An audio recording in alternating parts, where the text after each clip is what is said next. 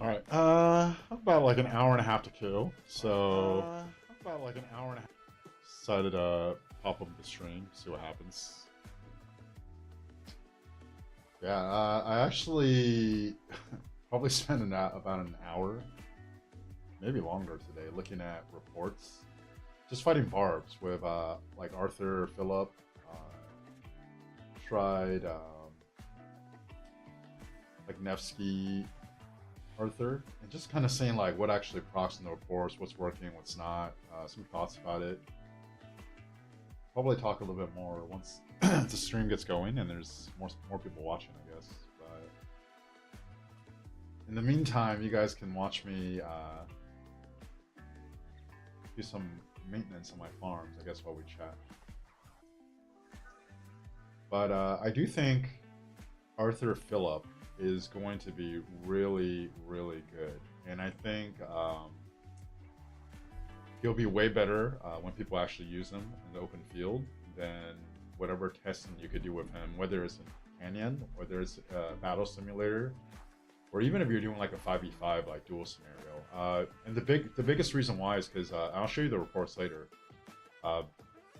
Every single turn almost, Arthur Phillip is proccing a bunch of different things.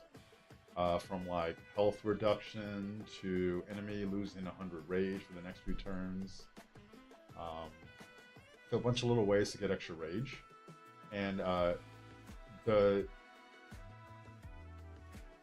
more you're not constantly connected, the bigger advantage you actually get. Right, so you think like Battle Simulator, 5v5 duels, Arc. 5v5 duels in Arc, or even like Sunset Canyon, you're essentially always staying connected, right? So when you can actually take that away, and then make it more where there's more gaps between, a lot of the cooldowns that we don't like the 5-second cooldown, the 10-second cooldowns, actually matter less, and then you start getting a much bigger advantage running Arthur as a primary. I don't know. I don't get the sense that Delta formation is really good right now. I don't know. I mean, you can see my trend. Well, I'm not even on my main, but like we just got the conversion stone, so I have like one left. I think this KVK I could get 10 more. Lilith actually updated that. Originally, it wasn't in the achievements. Now it is. Right. So I just don't know if I'll have enough to actually play around with Delta. But if I had to choose between Delta or Arch right now for Arthur as a primary, I would actually choose Arch.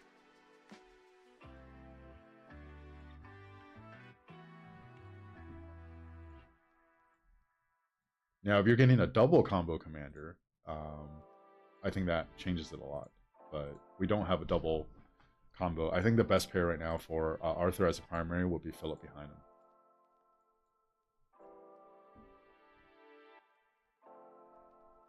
The audio. Okay. Can you hear now, or does it still need to be higher? I had the mic a little too far from me. I didn't realize I didn't realize that for like the first 2 minutes, so I just moved it a little bit closer. Lawrence, is it good now, or? Okay, perfect.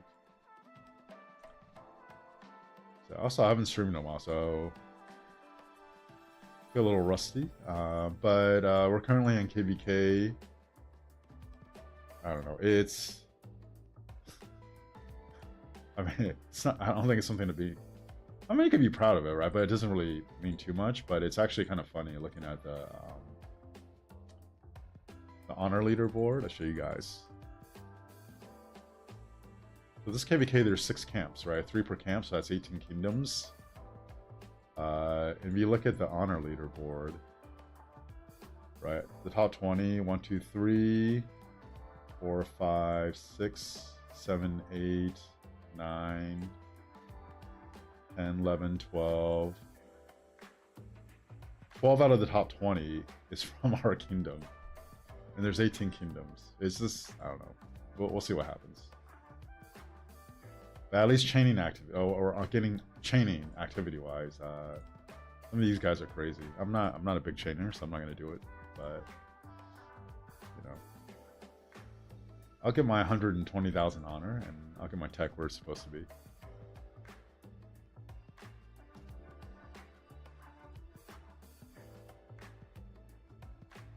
let me... Oh, thanks for joining the membership, man. Lawrence Jowett? Is that how you say it? Jowett? All right, let me actually finish this farm, and I'll go back to my main. I'll show you guys some reports, because it was very interesting looking at it. Oh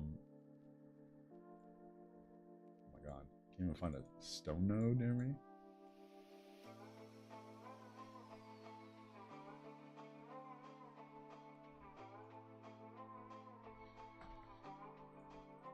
But yeah, you guys, if you guys have tried some like different Arthur or Philip combos, like let me know. Philip's really interesting. They actually Lilith. I don't think they. Well, not Philip. Arthur. I don't think Lilith actually announced this, but they actually changed the skill description, which makes his his expertise for skill damage even more powerful. Like this commander is just so versatile. You can use him for both, but the expertise, that additional damage is going to be AoE. So for example, if you're running Arthur behind Joan, right, that you're going to deal 50% of the 2,000, so 1,000 damage factor. But if it's hitting 3 targets, the expertise is also going to trigger a 3-target AoE at 1,000 damage factor. They changed this skill description to match that. God, I need to drop a flag.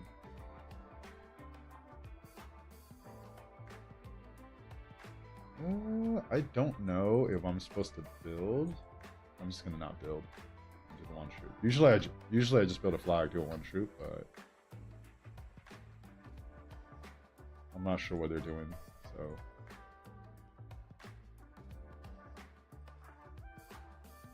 unless Gene's here or something you're watching, and I should be dropping the one shoot. Okay, so let's actually take a look at the report. I just don't see the value in running Philip primary,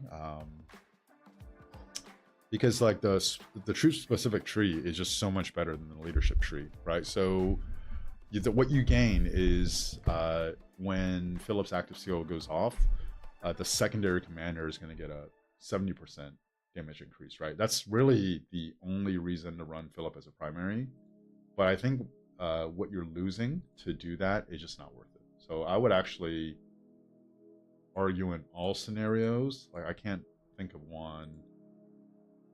Like the only here, wait, let me play this music. The only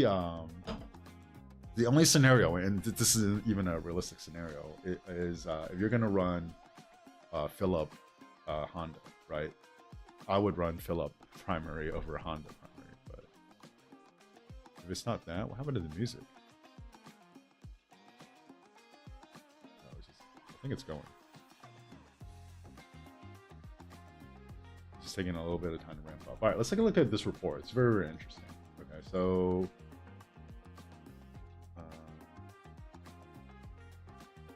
right here, right? We can look at this first report here. First of all, I'll just show you guys. Okay, so this is when you run Arthur Philip. Okay.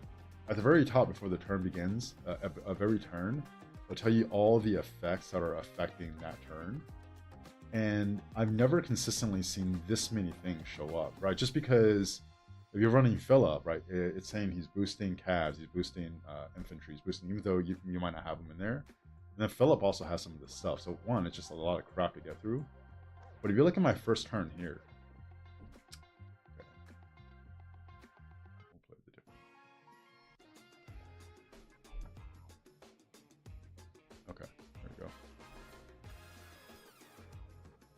if you look at my first turn here, right? This Mab Daragon, the expertise, it literally triggered 3 times, right? So, one, I'm wondering, is this percentage the way we think it works, right? Because if it's, at first glance, the way I thought this worked was, okay, when you launch a basic attack, and if you do a combo attack on the same turn, you essentially have two chances of this to trigger because it's a same turn and could trigger multiple times. But if it triggers once, right, the second time to trigger again should be 25%. To trigger a third time should be 12.5%, right? So my very first turn in here, for it to actually trigger, if it works the way I'm thinking it's supposed to,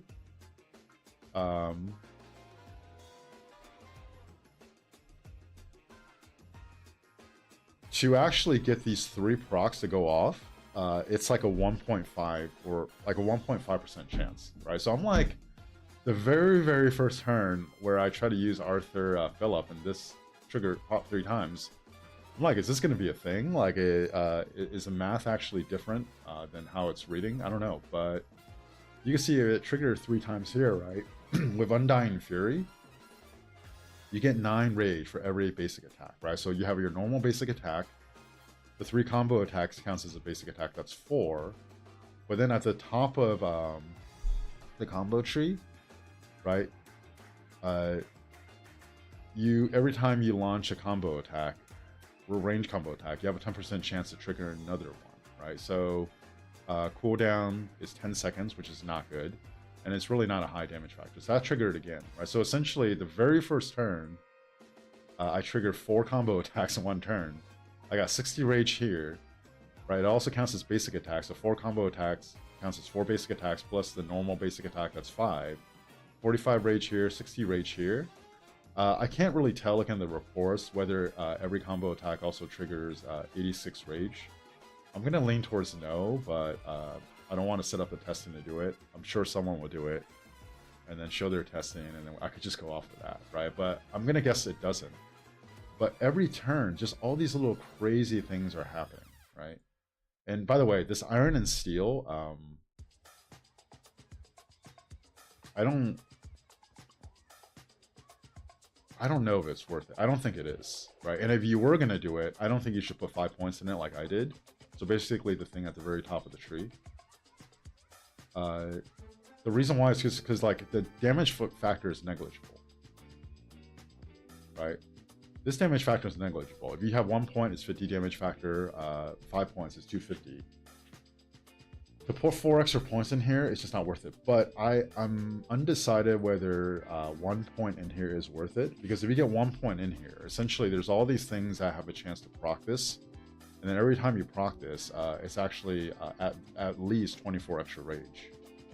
Right? So having something that does a little bit of damage, and then can proc 24 extra rage, and then when this procs, you have a chance to proc like more things as well. Like I'm on the fence whether it's worth it. I think I'm leaning towards no, but also it's an opportunity cost, right? So if you take this away, then essentially you're saving 5 points here, 2 and the 2, 9 points.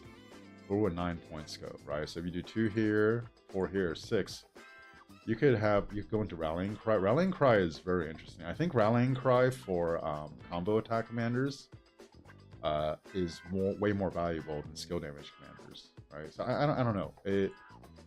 None of these are like really great options, and that's just some of the thought process right now. So Plato. Oh shit, Oppo and Plato? Damn. All right, awesome, guys. So yeah, so a couple things. If you haven't, we're talking about Phillip, the talent trees, and then we're actually looking at the reports. Just some of the stuff that I noticed looking at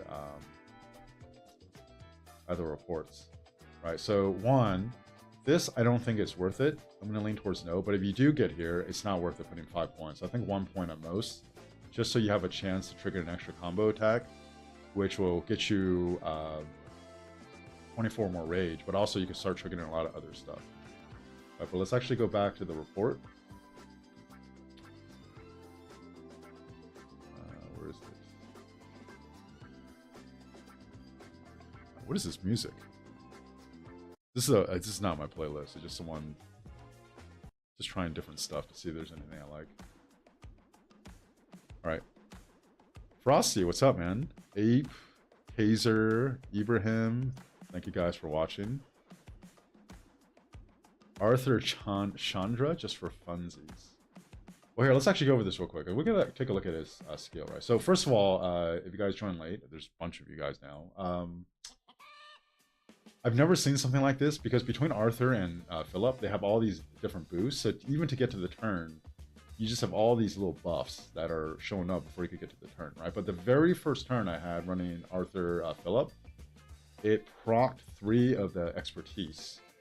And if this actually reads the way I think it does, I had a 1.5% chance of doing this, right? So I'm like, is this thing way more broken than I thought it was going to be? I don't know, right? But the math, I either got really lucky or the math, the way this is written, is not actually how you're supposed to calculate it. And you can see I triggered 5 Burning Rage. Undying Fury, I mean, right? So I got 5 basic attacks worth of rage in 1 turn. And then this no quarters where every time you do a combo attack, you get 15 rage. The very first turn, I triggered that 4 times, right?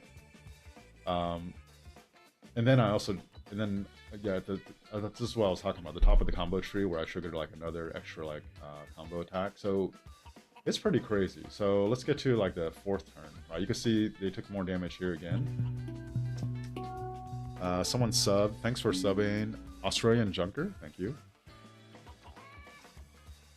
How is Belly Prime compared to Philip?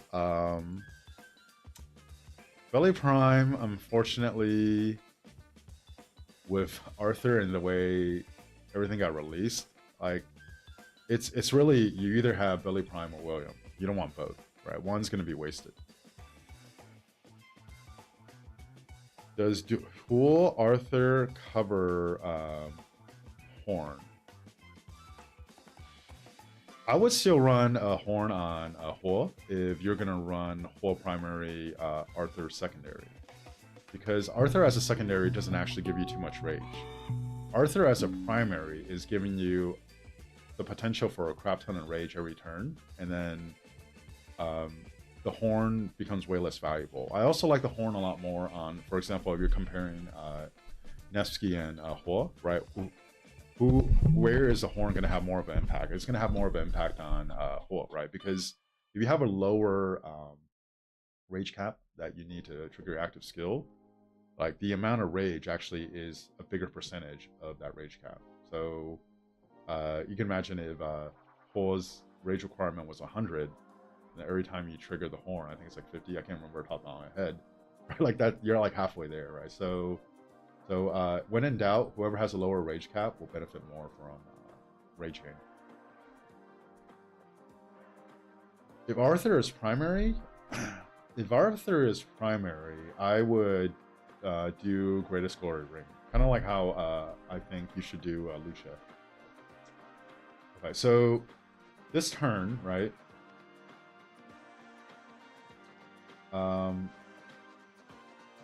Wait, I got distracted. Why was there more damage this turn?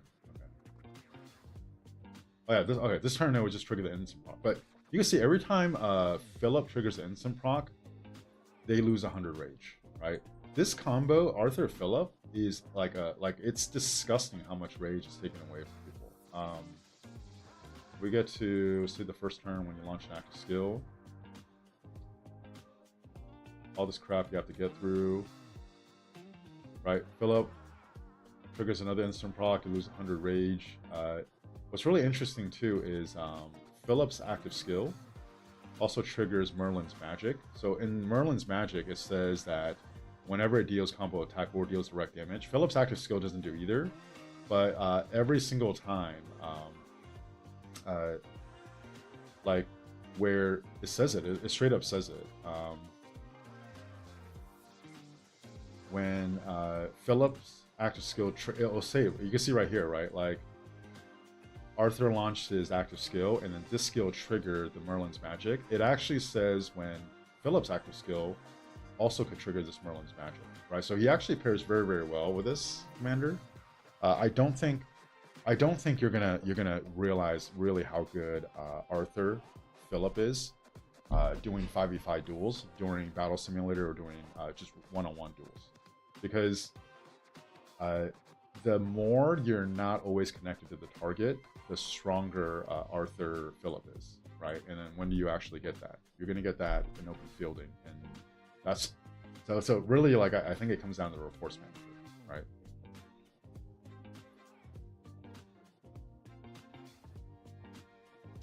Let's see. There's a lot of people saying stuff. What would I run as 3 Cav March? So, I mean, if you're just talking about pure 3 Cav March, I would run Arthur Phillip, or William, and then Nevsky Joe, right? I mean, and you could technically sub out Belly for William. It just depends, like, your preference. I think if you're just talking about pure damage, you're going to get a little bit more pure damage out of running Belly over William.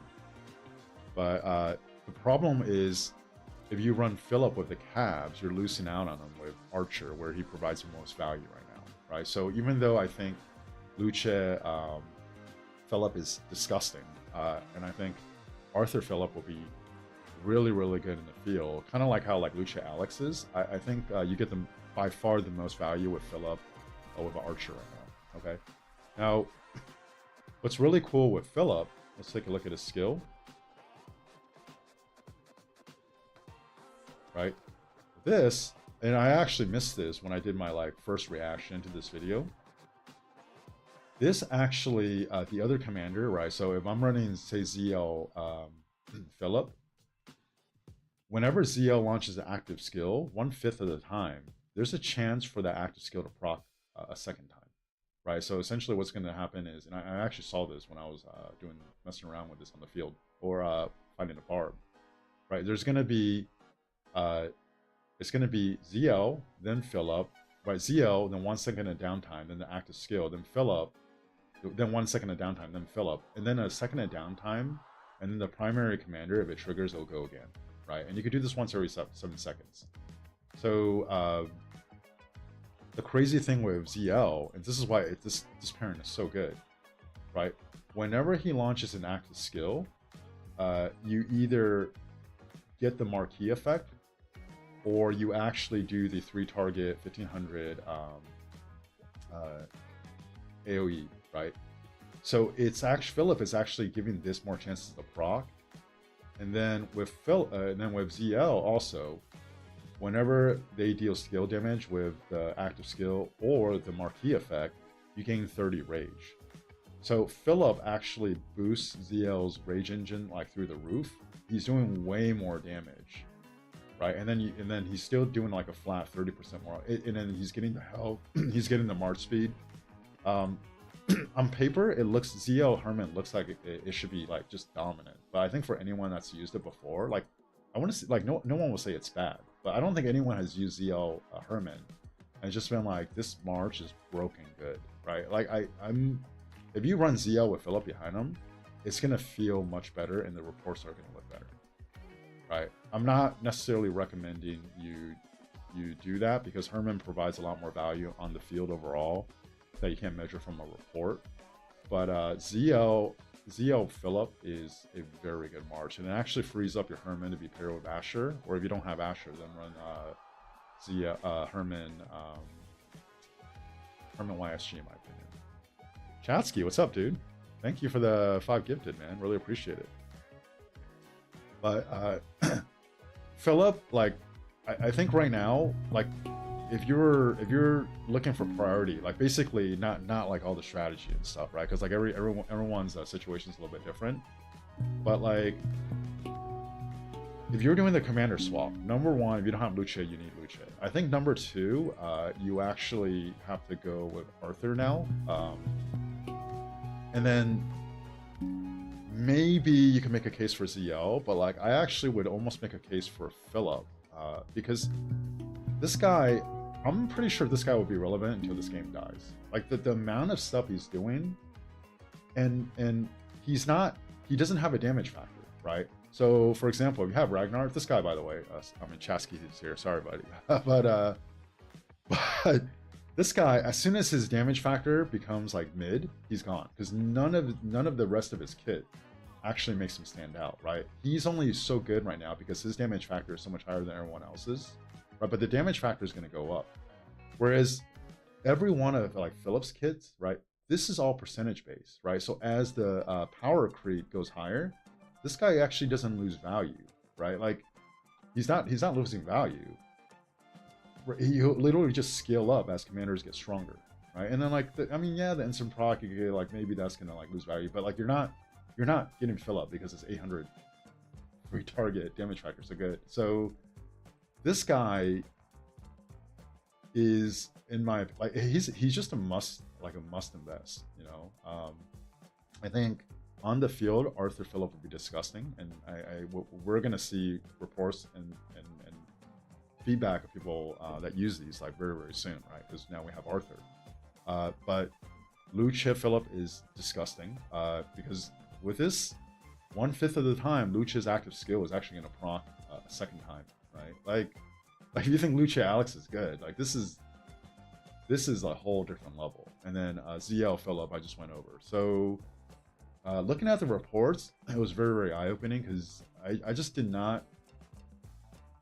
It didn't even occur to me how many things extra basic attacks proc, right? Because it's procking more rage, it's procking stuff like on this on Arthur's combo tree where you lose health.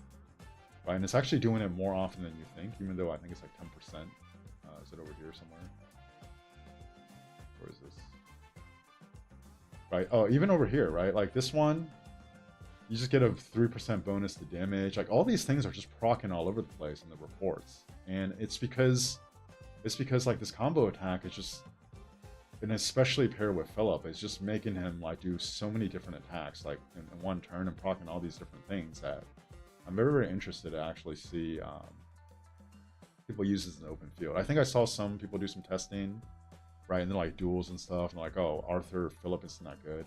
Try it on the field. I think you'll have a very different experience, right? Kane's here. What's up, dude? Chatsky, again, thank you very much.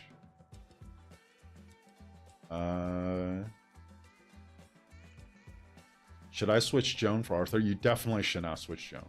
If you're deciding between Nevsky and Joan, you're benching Nevsky. I'm not saying don't, but you should be switching gold key commanders anyways. If Nevsky Arthur good. So here's a case for using Nevsky Arthur. Right, some people have noted that besides his 20% health, there's not a lot of tankiness or damage mitigation with this guy.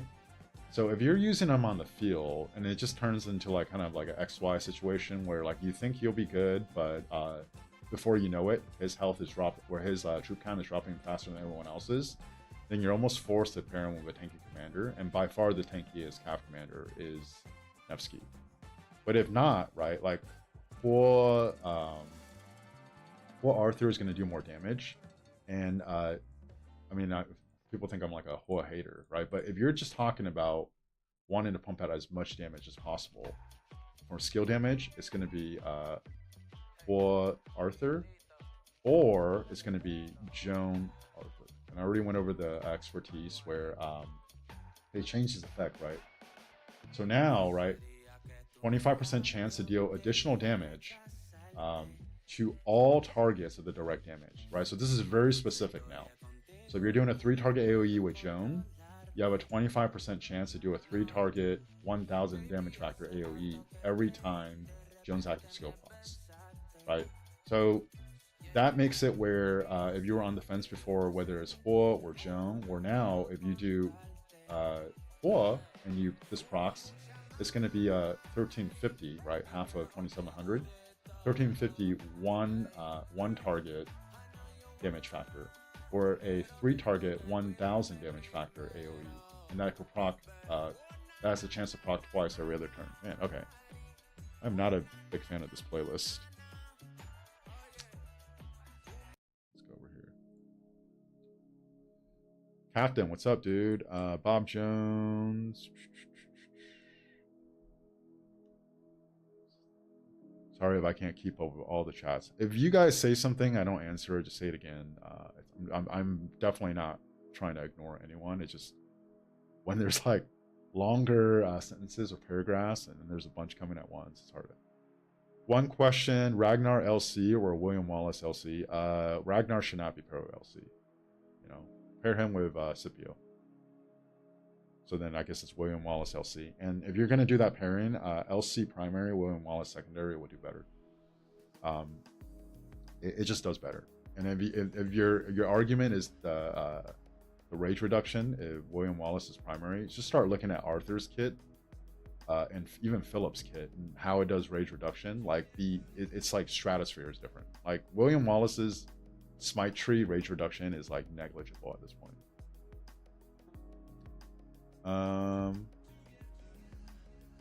Algebra, what's up, dude? Arthur is a beast. I think Arthur is going to be pretty gross on the field. You know, I'm excited to see the actual reports manager stuff come in, because then you can start comparing them all to the other marches that people like, right? Because whoever's running them is going to be doing the same playing style, right? So it's the same person playing. It's not different people playing. They're going to be finding the same quality of opponents, and it's just a little bit more of a accurate representation of how they're doing the open field. This guy obviously isn't doing too much like group utility stuff. This is just a straight damage output. But then because he's proccing so many little like things where he can like reduce health and stuff like that, he has some utility through that. But this is just a massive damage dealer. Hey, what's up, dude? Final thoughts on Philip?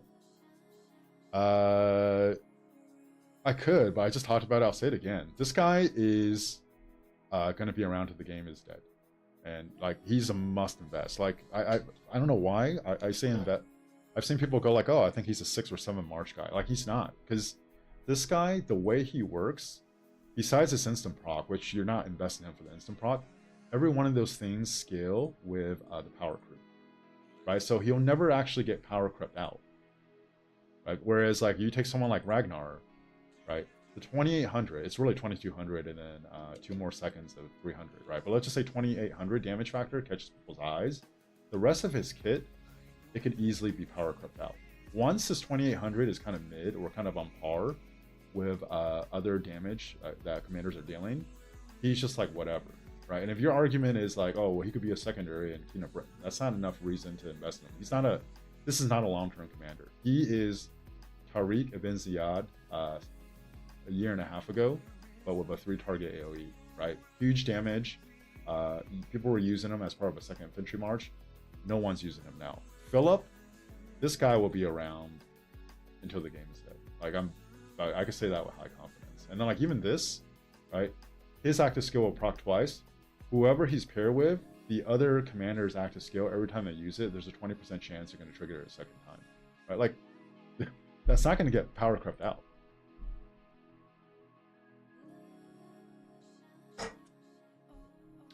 ZKX, I wouldn't say Ragnar's overrated. He's not. He's good. It's just like I'm talking about him. So there's a difference between how good someone is now, right? Like I mentioned Tariq earlier. Tariq was really good, like at the time, right? But it's just like if you look at someone's kit, you have to be able to project into the future, like how they'll actually scale as more commanders come out and Lilith tries different things, right? So there's just like if you like again. If I'm a developer for this game, and I'm like, I hate Philip, right? He has a little scar in his eye, you know, like his freaking one-eyed Cyclops. He can't see shit. I don't want him to be relevant anymore. I could purposely design ways to make this guy obsolete, but it's very, very hard. Like I could deliberately try to do it, and then I have to think really hard. And I'm not even sure if I can. I don't even have to do anything to make Ragnar obsolete, right? 1-2 generations from now, when 2800 damage factor is kind of the standard, kind of like 2300 damage factor is not that great now for Nevsky, this guy's gone because nothing else in his kit makes you want to keep him around once his damage isn't so much better than everyone else. That's kind of like the argument. Ragnar Skippy or vice versa is currently the best March. I don't know if that's the best March, Algebra. That's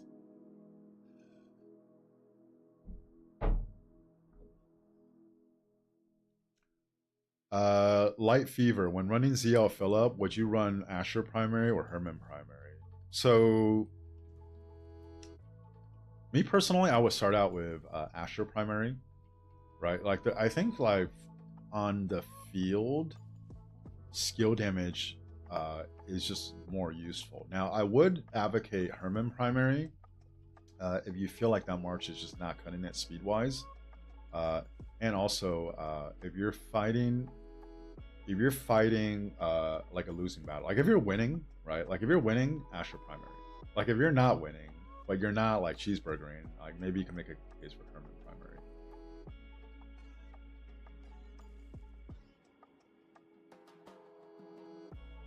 In all infantry, who's the next to get benched? And that's an interesting one, right? If you have William Wallace or Ragnar, it's going to be one of those two.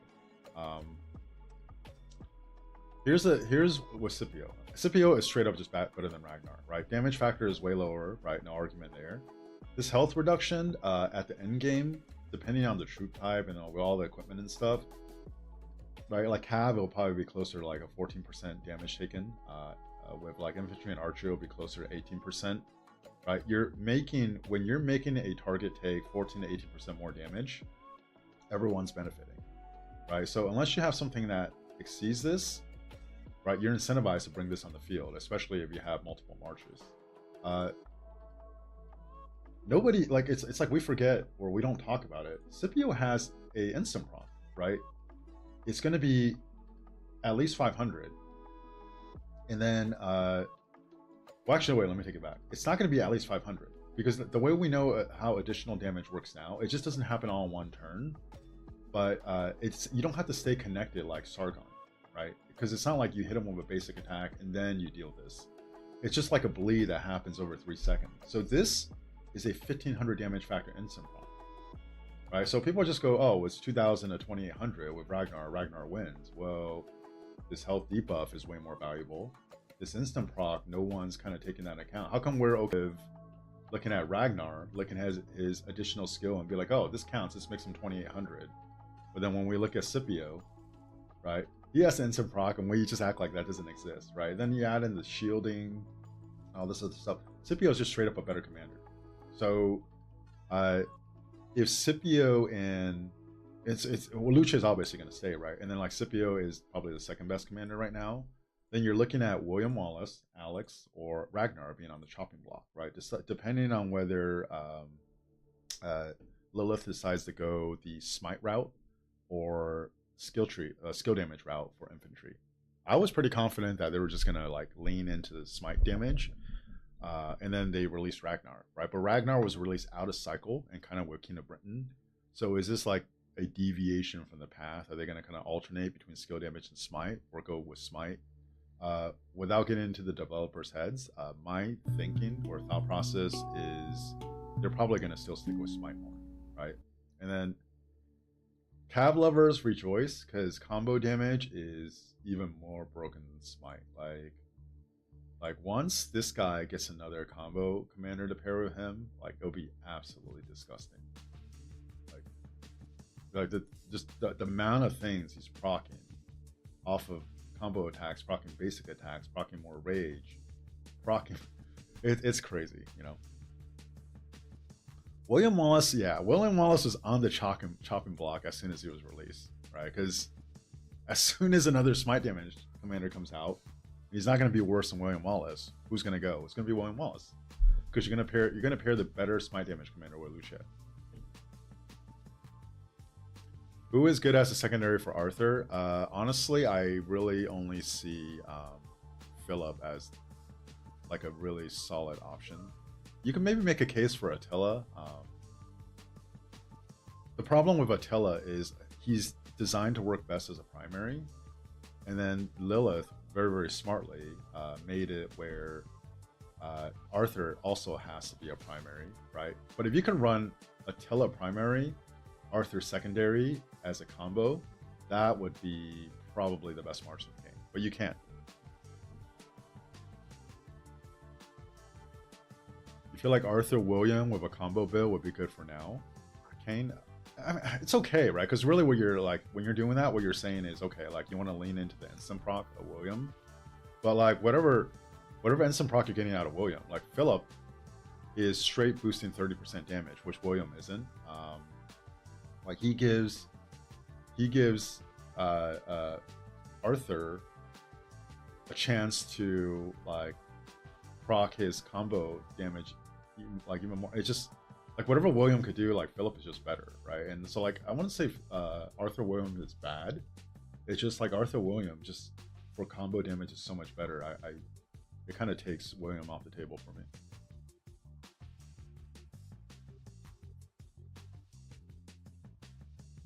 Do I think Dagger is better with ZL or Arthur? Ooh. I would say Arthur for sure. Right, so I think if you're comparing the rage mechanic, I think ZL still has a better rage mechanic than Arthur, which is part of the reason why you go Dagger, because you don't need a horn, you can replace it with something else. But like you're doing essentially so many more basic attacks with Arthur that you put a Dagger on.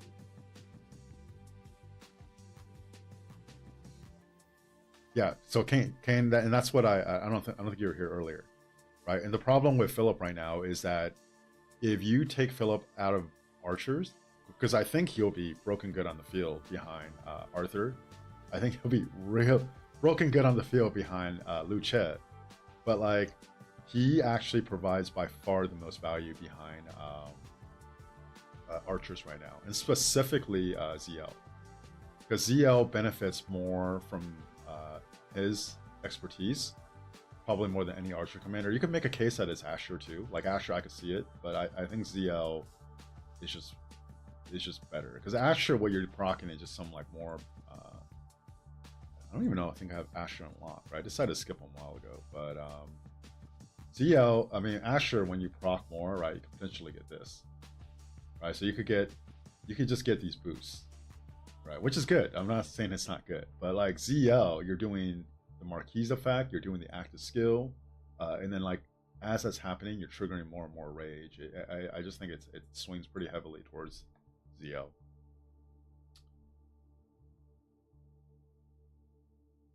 Yeah, sorry, Kane. I guess I'm gonna have to test it and let you know what I find. I'm gonna play around with a lot of these pairings. I scrapped together a arch cav set. I'll show you guys. Right. This is it for now. Essentially, just use the conversion stone, switched it over. I mean, it's like, it's pretty mid, but better than nothing. So I'll mess around with this, but even if it works really well, here's a problem. I can't run Arthur Philip, because if I run Arthur Philip, and I'm only running 2 calves, I have to bench 2 calf commanders to run Arthur Philip. And then I'm also taking a Philip away from archers. Like like even if this pair is really good, I can't run it if I want to run all my marches to maximize all of my marches at once.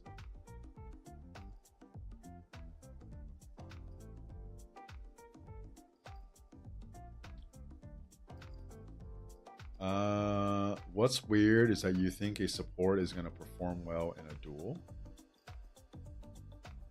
I have no idea what that is. But I said over and over again, Arthur Philip,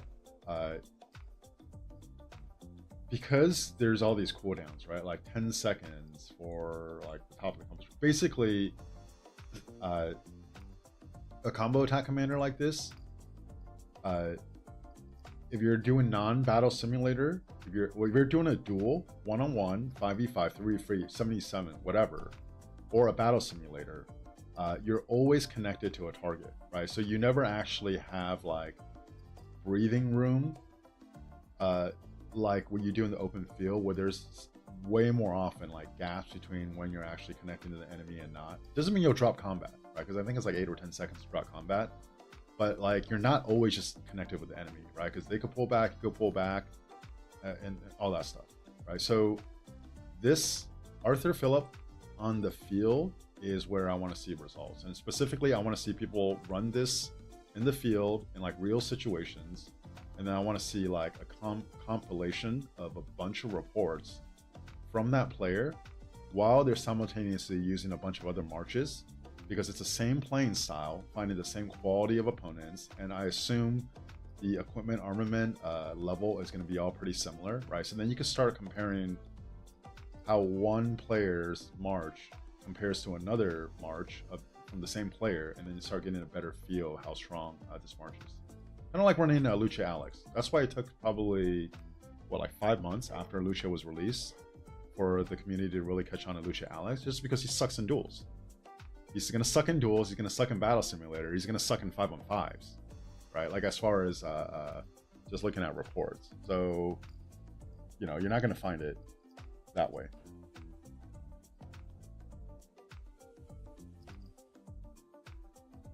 Jesse, do I regret running more than one Archer March? I want to say I regret it, because right now, right, like, I think it's pretty clear. You want to run one Archer and then 3 Cavs and then 2 Imp if you're going to do 6 marches, right? Like 3 Cav is the way to go, but these things are cyclical, right? Like before Arthur came out, Cavs weren't feeling so Cav players weren't feeling so great about themselves, right? So if you want like the best balance to kind of be able to adjust as things come out in the game, I still think 2-2-2 is the way to go. But right now, if I could just like swap my Archer gear to Cav and then just run 3 Cavs instead of 2 Cavs and 2 Archer and 3 Cavs and 1 Archer, and then there's no penalty, I can switch back later on, I would do that in a heartbeat. Kane. People who think dual results equal field results make you sad. I mean, you want the best dueler. I mean, just run a whole Nevsky on the field, right? How do you pronounce Arthur's second skill? Why Drag Coach? I don't know. I'm not. English isn't even my first language. You want me to pronounce whatever the hell this is? Would I use Arthur behind Huo or Nevsky? So for a straight damage dealer like this, I would actually run him behind Huo, because you're just looking for the maximum damage output, right? Like the highest damage, like output. This is your damage dealer.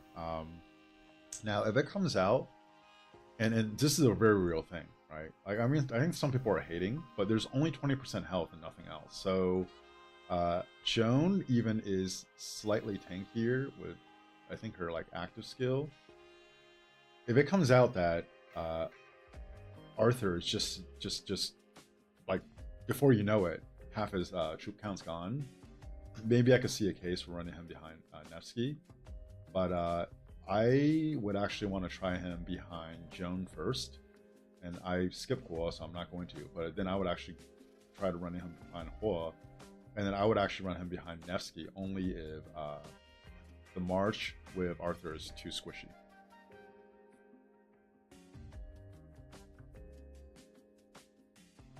James, would I swap Alex? I would not swap Alex. I would try to swap a Gold Key Commander if I can. If you're a younger player and all you have is Alex, then I will swap Alex. I definitely will not swap him for Wallace or William. Okay, wait, let me just read this out. Would you swap Alex for Wallace and William? Okay, well, Alex for Wallace, William for Arthur. If your only other options are Martel. Okay. And you're running Lucha Alex, Nev, Will, ZL Herman, and Ragnar Skippy. I mean, okay, this is actually really easy for you, James. Swap William for Arthur and swap Alex for Philip. Do not invest in William Wallace. Smite Damage Commander comes out for Infantry next. William Wallace is gone. William is already hanging on by a thread, if he is even hanging on. For 3 marches, he still is. 2 marches, some people could choose Belly over William. Well, it's really close.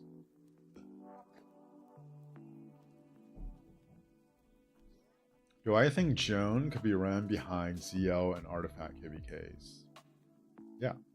I don't think it's the best pairing though, just because like Joan doesn't bring any skill damage increase, right? And ZL only brings 20%. So I would say, like, if you look at kind of like the landscape, for skill damage, kind of the baseline at the minimum, you would like at least 30%, probably like 40% at the baseline. So you're just relying on ZL to increase skill damage. It looks nice, right? You're gonna have double AOE, and the second AOE is gonna proc twice. But in reality, you're almost kind of wasting Jones double proc.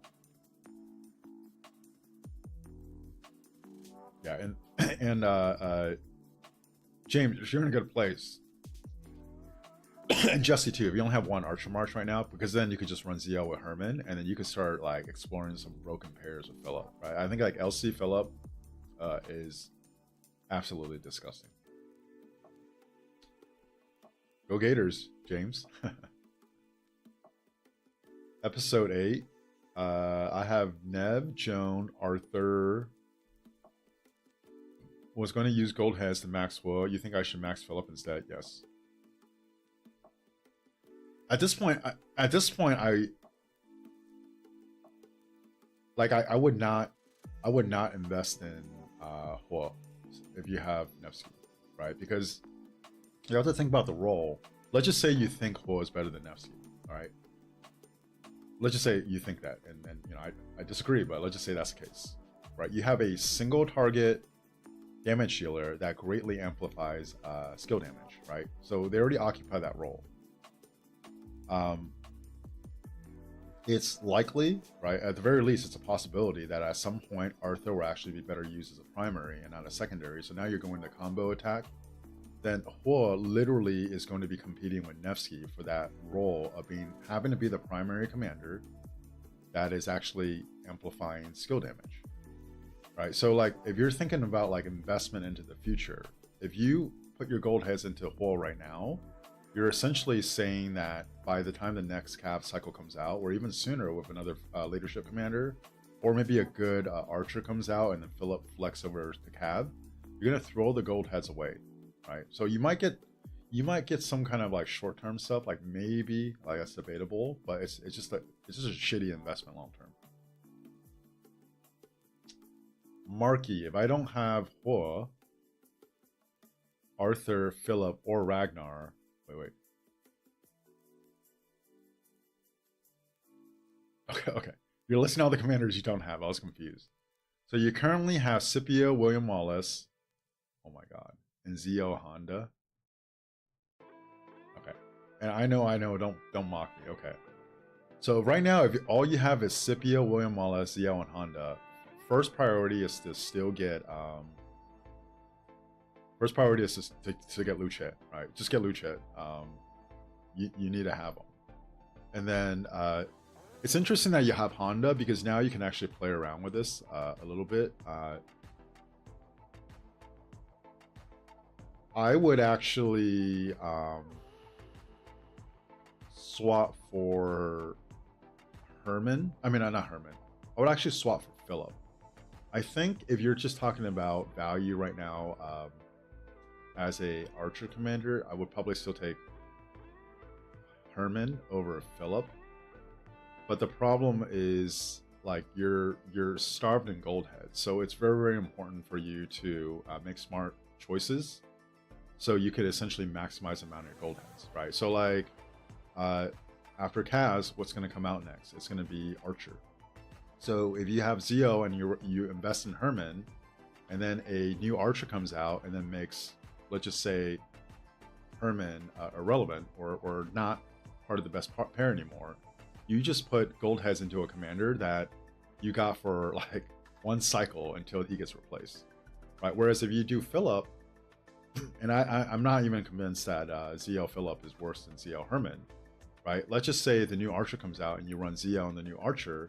Now you actually free up Philip to be part of your third march, and then you just need to invest in one commander and Philip could pair somewhere, right? So I would do ZL and I would do I'm not ZL, I would do Luce and I would do Philip for you, and then in the meantime work on Arthur.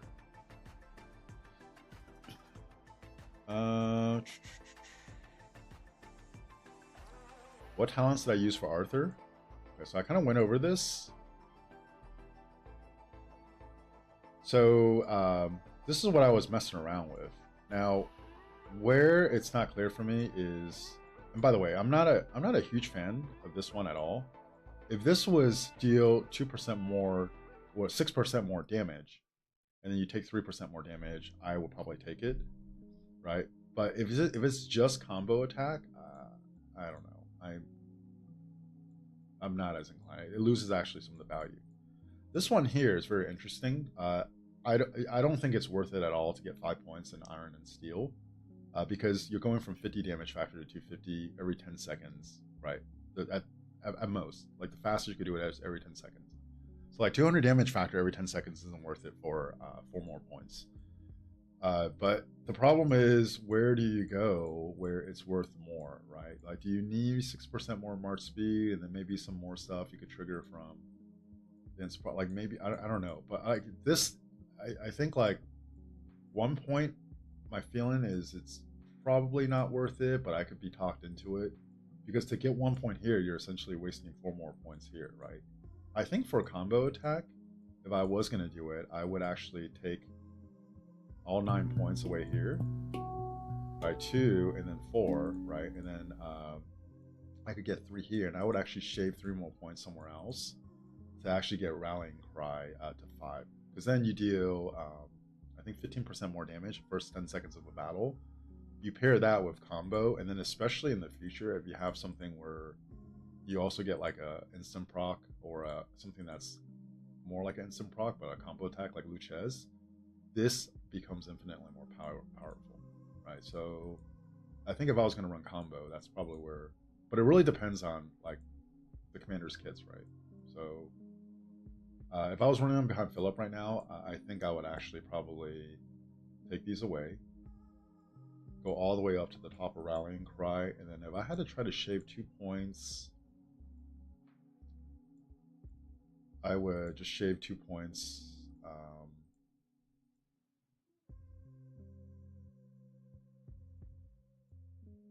don't know, I'll probably shave 2 points from like Walk in the Park or something, right?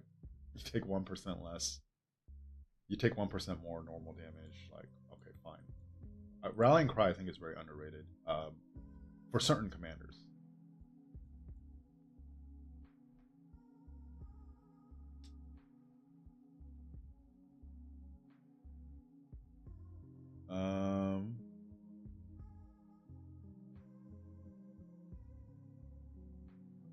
Hard to imagine benching either ZL or Herman. I agree, man. But if a better archer comes out, one of them has to go to the bench, right?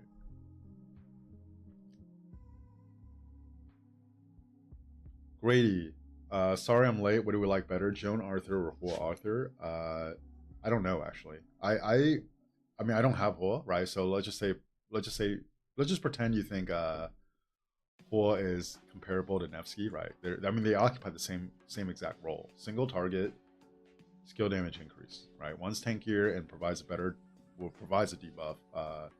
Hua has a faster rage cycle most of the time, or some of the time, and then does more damage. I'm more intrigued by Joan primary first, and then if it doesn't work, then I will go to Nevsky Arthur. Right, but I don't think either of those would be too bad regardless.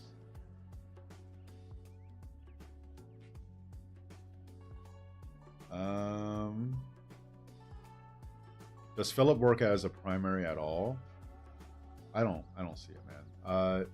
So these and I think actually it was in one of the videos I made. These troop specific trees are so much better than the leadership tree, right? So the reason why you want to run Philip primary is because you want this to go off, and then this goes off, your secondary commander essentially gets a 40% damage increase, right? That's the only reason. But in general, in the open field, if you want to see which one does better, you actually want the active skill, the damage dealer, to go off first. It just does better. This is why, like if you run Boudica primary, right? The whole idea is, okay, her active skill goes off, right? The target takes 35% more skill damage increase, then ZL hits, it's going to do better. But if you try running Boudica ZL versus ZL Boudica, ZL Boudica just does better, right? You can make an argument ZL's rage engine really only benefits when he's a primary, which is true. Right? But like over and over and over again, the bigger damage going first does better, and also just the troop specific tree is way better than the leadership tree. There's a bunch of garbage here that's not usable. A lot of them like is benefiting you having like multiple troop types. It's just not good. So I can't think of a circumstance where I would recommend Philip primary unless you're trying to run like Philip Honda, right? And you're asking me which one should be primary. I would say Philip primary. Alphal, Ragnar Prime, good or no? He's good because his damage is like just a cut above most of the commanders right now, but none of his other kit makes him provides him any kind of longevity. So as soon as the damage isn't like so much higher than everyone else, then he becomes expendable, right? So he's kind of like Tariq a year and a half ago, but 3 target, right? Once the damage isn't what's separating him, he'll get replaced. Whereas you take a commander, I mean, I've said this like 5 times now, so I don't, if you guys been watching from the beginning, sorry. A commander like Philip, almost every one of these skills, they scale up with power creep, right? No matter if it's 2800 or 3500 or 4200, 30% more damage is going to scale with that, right? So like a commander like Philip will actually be around, in my opinion, probably until the game dies. Appreciate it, Grady.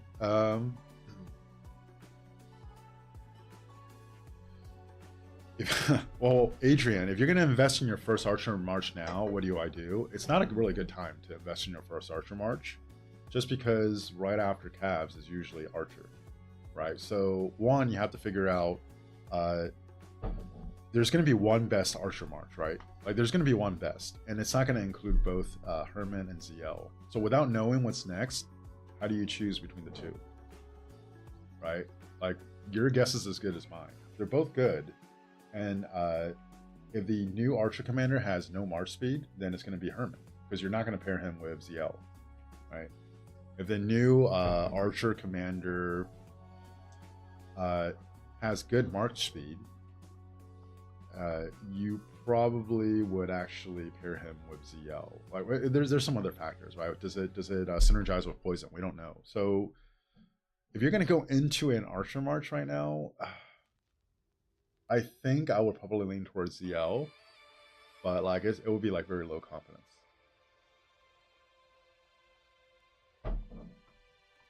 Isn't it infantry after Cav?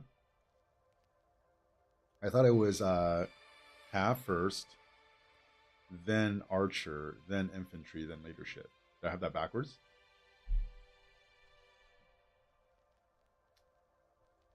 I mean, maybe. Okay, fine. It's infantry, so you have 2 more months on top of that, right? No, because Shajar came out, and then Philip came out, right? Shajar came out after William Wallace, right? William Wallace came out before Shajar.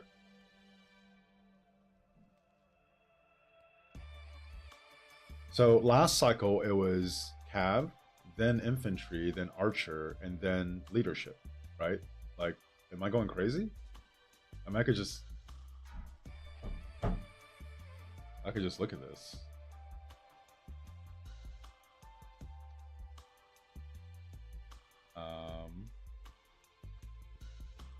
Where's my William Wallace? All right. Or someone could just tell me in chat. Losing my mind here. So July 30th, right? And then Shajar was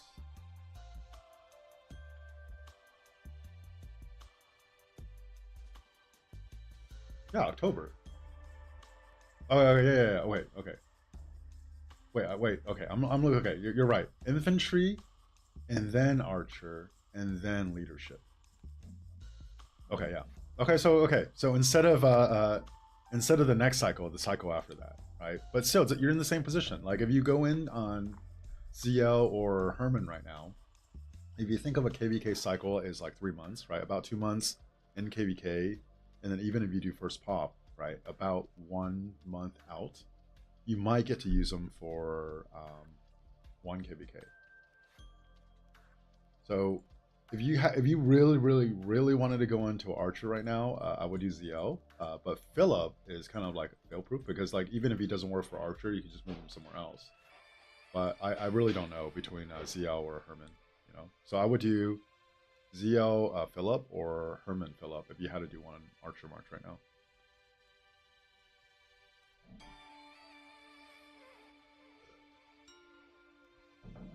Adrian, you pray to God that the next infantry commander will suck. I don't know, man.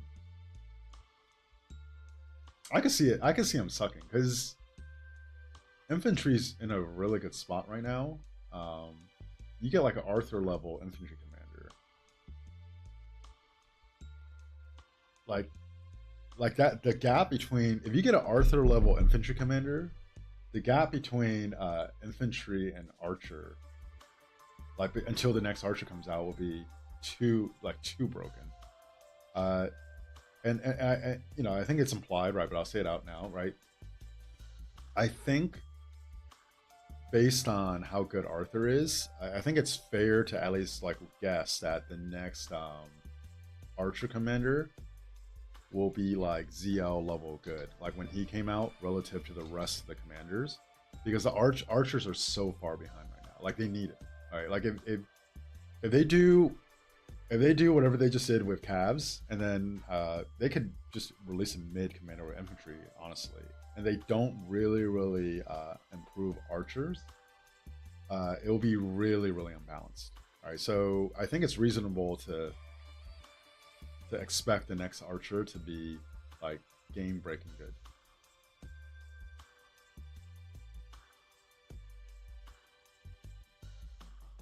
Facts only. This is very ironic.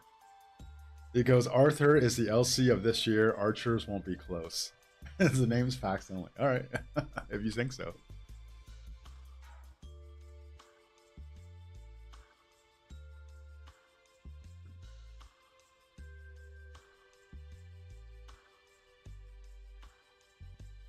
Do I think Philip is a safer invest than Ragnar? For sure.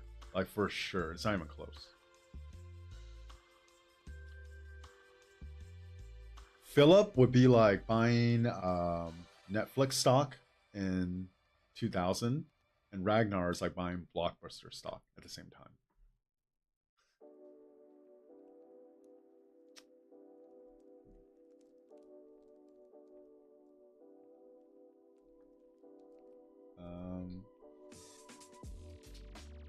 There's no longevity with Ragnar. So when you invest in him, you're literally getting someone that's going to be good short term until his damage is power crept out.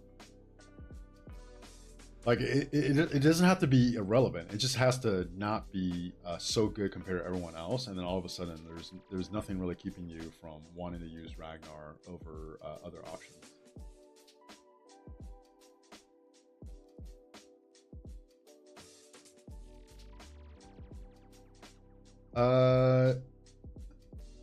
So Ducky, his active skill is actually you're talking about Philip, right? So I think this 2-second is very hit or miss. Yes, like you're not.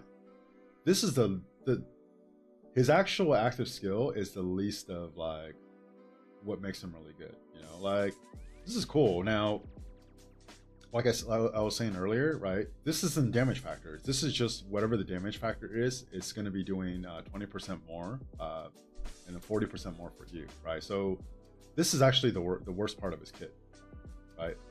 But this is always going to be relevant, right? 30% more damage is going to scale up with power creep. It's always going to be relevant. The instant proc is going to be irrelevant, but like things that trigger off of instant proc or direct damage will still benefit from it, right? And then really where I think I definitely missed it when I first saw this kit, and I think a lot of people did, right? Because I read it as, okay, when the other commander launches an active skill, there's a 20% chance to use this Philip's active skill again. But if you read this, right, they have a 20% chance to use their active skill a second time, not Philip's. So if you pair this guy behind LC, 20% chance LC launches his active skill another time, right? You pair this behind ZL, it's the same thing. And this actually makes it way, way, way better. Along with everything else, it was already really good.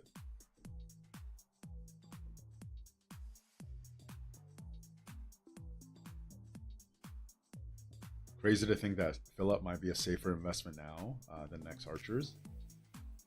Yeah, yeah, but like if you're like, okay, you know, you get a free swap, ZL or Herman, right? Then that's like 100% safe invest because one of those two is going to make it as part of the best archer pair next, right? And if you're talking about 2 archer marches, right, those two like are guaranteed to be part of the archer meta next, right? But if you don't have any archer commanders right now, you're like, who do I invest in to do the best march, right?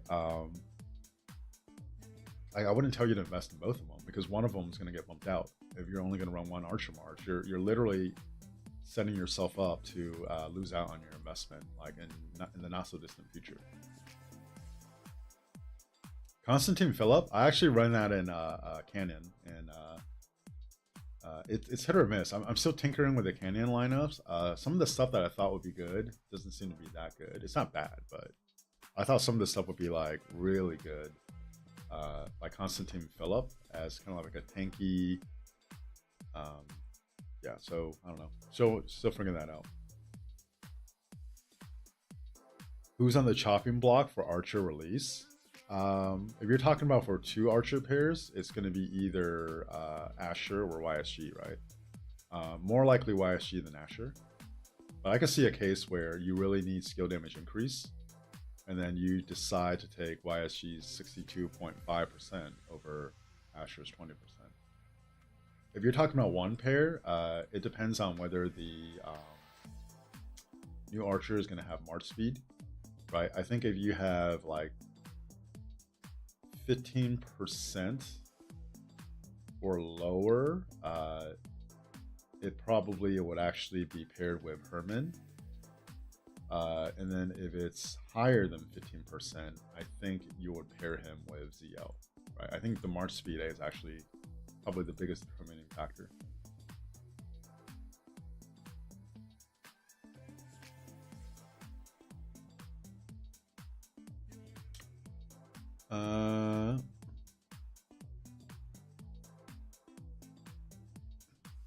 This commander swap event is a one-off. It will not come back again. They already said that. I'm ignoring the fact that the next archer will probably be healing true damage. Okay, so let's play the game, Scoob. Let's just say it is healing and true damage, and you're talking about the best archer march. What are you going to do? It's going to be whatever the new archer is with Shajar. Is that what you're advocating? The problem with healing and true damage is that the open field meta is you need to burst down other people. You need to do a lot of damage, right? So like this healing true damage where you can heal and do some damage with it, it sounds cool in theory, but like there's no way to make it balanced, right? So basically like not too broken and still but good enough. So like you tell me what scenario where healing true damage will replace just like pure like damage on the field.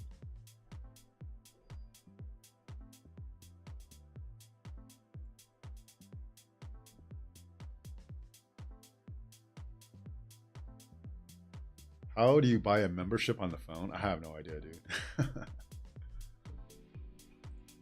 Appreciate the thought though, Ducky.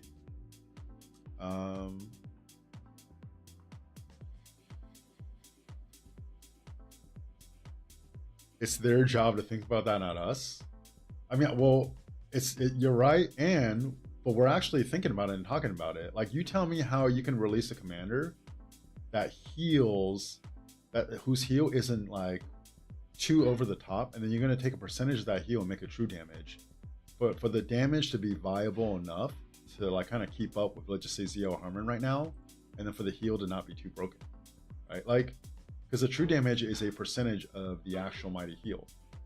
So it's limited by how much you could heal, and like it just like that mechanic itself, like they kind of box themselves in, right? Like I don't know, maybe they could come up with something creative. Here's the problem though, right? And you see this a lot in like tech. If you end up coming up with a mechanic that's just, for lack of a better word, kind of flawed, all the solutions that you try to implement on it are going to be kind of clunky, right? Like whatever you try to fix, there's going to be downsides and stuff you have to worry about. Which, by the way, any of you guys that are into crypto, that's a problem Bitcoin has run into.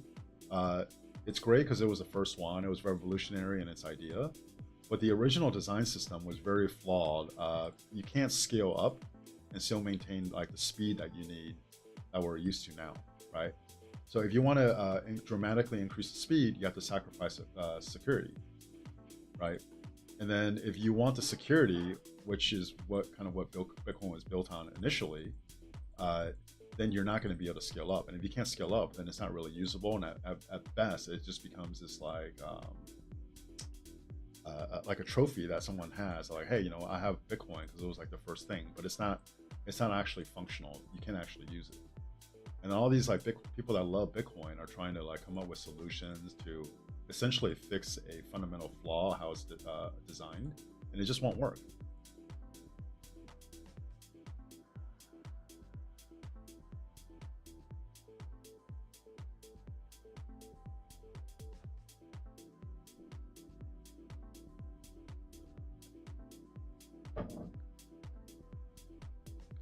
Okay, Scoop, you can add damage in another way, all damage boost, instant proc stuff.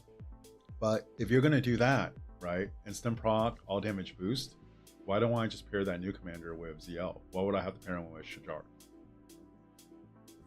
Right? Like, it's still going to be between ZL and Herman. You're not going to pick Shajar over either of them. If you want to synergize with true damage, you have to start dealing with a quote-unquote broken mechanic. If you're going to come up with solutions outside of that to try to make them viable, then that's also going to, like, unless you write something specific, like crazy specific, like a true damage boost, right? There you go. If the new Archer commander, which would be absolutely stupid if they did this. If the new Archer commander gives you like a 120% true damage boost, so you're not going to boost skill damage, right? You're only going to boost true damage, and then you're forcing people to essentially backwards invest in Shajar because a lot of people skipped her. And then that's going to be the best Archer pair. Like, think about it from a game designer standpoint. You guys are complaining about all this other stuff now. If they try to do that with the next Archer commander, what do you think is going to happen with the community, right?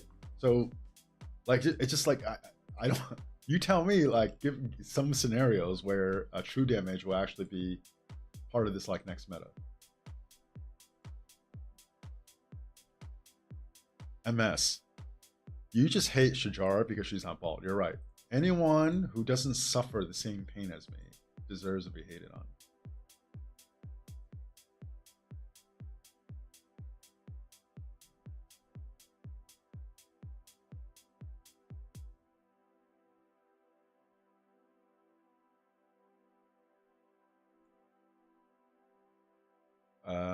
Since they added the Destiny Scan bundle, the next commander is Circle Formation.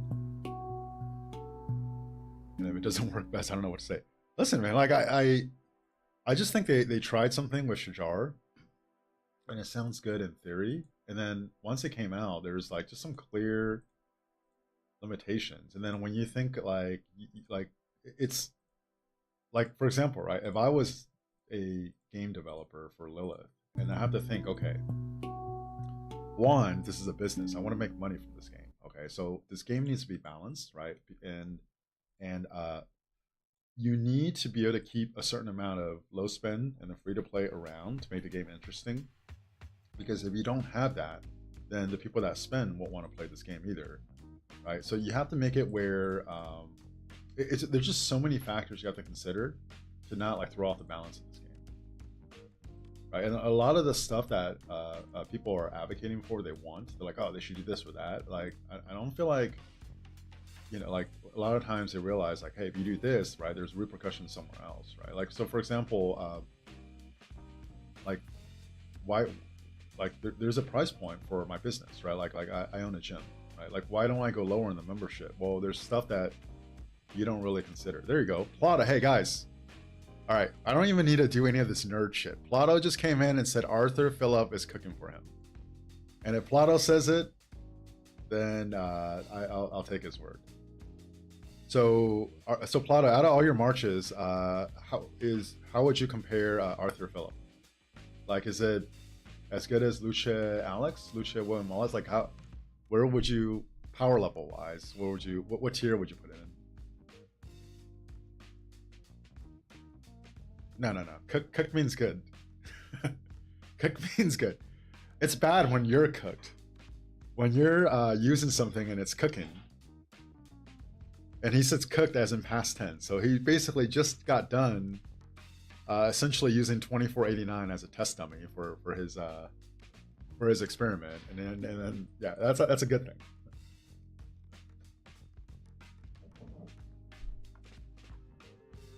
Prison Mike, please do not swap for Justinian. I don't care if you're a rally commander. Don't swap for don't swap for Justinian. We're probably gonna get a rally cav commander coming out really soon. Lilith teased that they're gonna. Well, they said they're gonna do a tease about it really soon. Oh yeah. I was actually just saying Plato on stream earlier. Arthur Phillip will do the best when you're not like just constantly staying connected to someone. So Plato says even when he got cheese reports, he got a good he got cheeseburger, he got a good report. Arthur Phillip won't be good at duels. It'll be very good on the open field for a lot of people.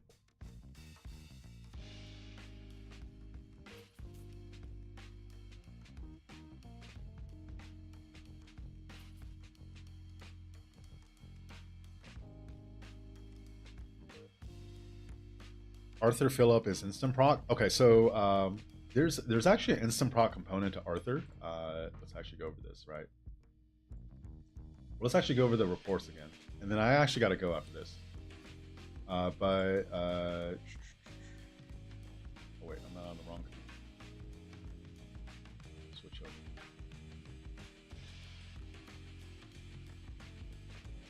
Does Arthur Phillip have better reports than Arthur Attila? I'm pretty confident it will. Defense. Attila's designed to be a primary, right? It's like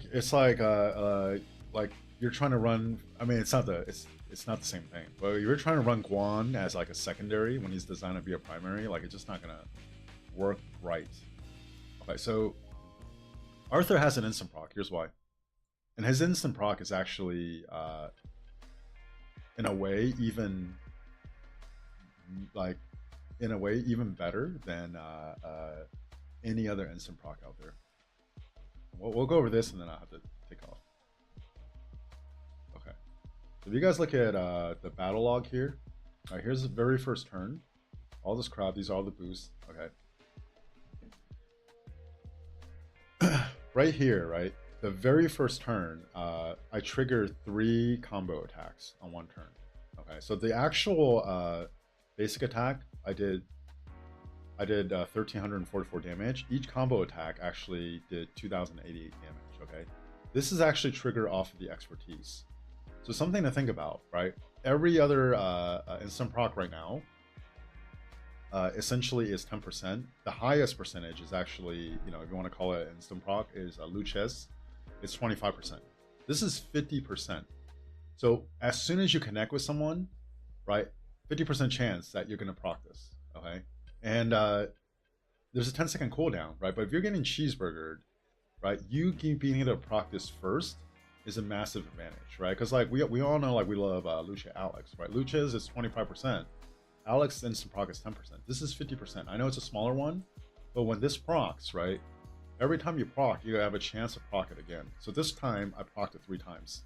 I want to see more data on this to see if it actually works like this, because if it works the way I think it's supposed to work, for it to proc 3 times like this, it was a 1.5% chance. Either I got very lucky on the very first time I ever used Arthur Phillip, Or maybe the math on this is a little bit different than the way it's reading. And I think we'll find out more as people mess around with this more, right? But like, you imagine like if a regular basic attack is about 200 damage factor, right? 1344, right? This by itself comes out to like probably about like a 15 or 1600 damage factor, right? 1600. Let me do the math real quick. No, no, but I lied. About 900 or 1000 damage factor, instant proc. That just happened like right away on the first turn with a much higher percentage. Right, so if you're cheeseburgering and all that stuff, you know, they're gonna go back in the city and then come out again, right? Like this cooldown isn't like when you're dueling where you're just staying connected and they're hitting you the whole time. There's gonna be downtime when they retreat, they get back in the city, they pop out again, they retreat, they come out again.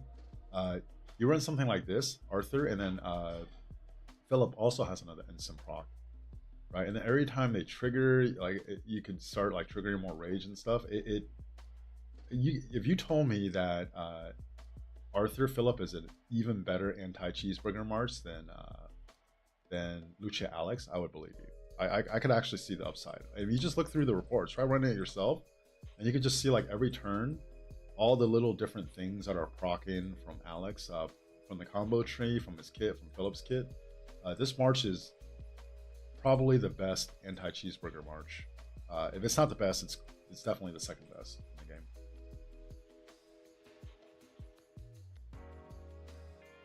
Should I swap Alex for Philip? If you can swap Golki commanders that are max, if not, it seems like you're a younger player, I would do Alex for Philip and then just run Lucia Philip SOS. All right, guys. Actually gonna go walk some dogs, take care of some errands. Thank you guys for hanging out. If you haven't yet, please like the video. It helps out. Sub. If you've never seen any of my stuff before, I'm a nerd. I just like to talk about stuff like this. And then the kingdom I'm in is 3092. So no, we're not open for migration right now, but maybe keep us in mind in the future. Okay. And then I was actually going to raid Plato when I was done. So now I need to find who else is on. Let me see real quick. But in general, I think if you're just asking me which commanders to swap right now, #1 priority, I would probably still make it Lucia. #2 priority, I would say it's probably Arthur right now. And then #3 priority for swap, which is shocking for a lot of people I know, will probably actually be Philip. And no, I do not think Philip is just for people that run 5 or 6 marches. I think Philip will be around and relevant until the end of the game because his kit is scalable with as commanders get stronger and you won't get power creeped out. All right. So we are going to. Oh no, no one is streaming. All right, never mind. All right, we're just gonna end it. I'm sorry, guys. Oh, Plato sent me some reports. I'll take a look at it. Tavern. Is William Wallace Philip good? I'm sure like it's okay, but it just you just wouldn't want to run it that way, right? Because you're wasting Philip behind William Wallace, and then if you're running Philip with William Wallace, right? Like then Philip's not behind Archer, or he's not behind Arthur, and then that means Philip also isn't with Lucia, and then why don't you just run William Wallace with Lucia and then put Philip somewhere else? All right. Wait, Ducky, I will get you to answer my questions eventually. What? I feel like I've been answering your questions. Oh, thanks for being a member too, Ducky. I didn't even see that.